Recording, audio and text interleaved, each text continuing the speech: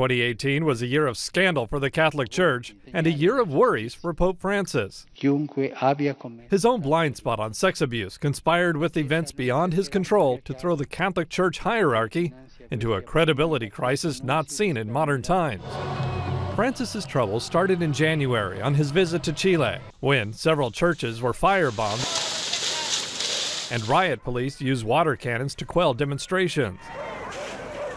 The violence stemmed from Francis's appointment of Juan Barros as Bishop of Osorno in 2015. Francis had dismissed as slander allegations that Barros ignored and covered up abuse by Chile's most prominent predator priest.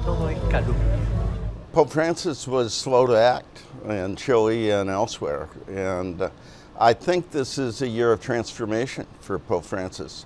And the lesson is, listen to victims. Francis slowly came around to the victim's view, admitting he had made grave errors in judgment and personally apologized to the victims he had discredited. He said, I was part of the problem of what I caused this, and I apologize to you.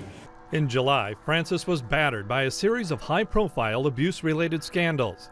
Among them was the removal of former Washington Archbishop Theodore McCarrick as a cardinal. Several former seminarians and priests reported they had been abused or harassed by McCarrick as adults, even as he rose through the church's highest ranks.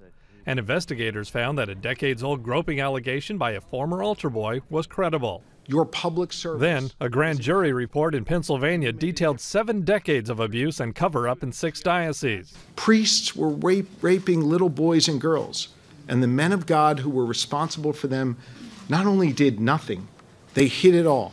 By the end of 2018, abuse crisis stories emerged almost daily. Vatican watchers are closely monitoring how Pope Francis responds in the new year. Because Pope Francis sees this as an assault on the dignity of the human person, as well as damage to an institution, that we'll see in the new year a new approach. In February, Francis is holding an abuse prevention summit. He's telling bishops attending the gathering they must reach out to victims before they get to Rome, and that accountability is very much on the agenda.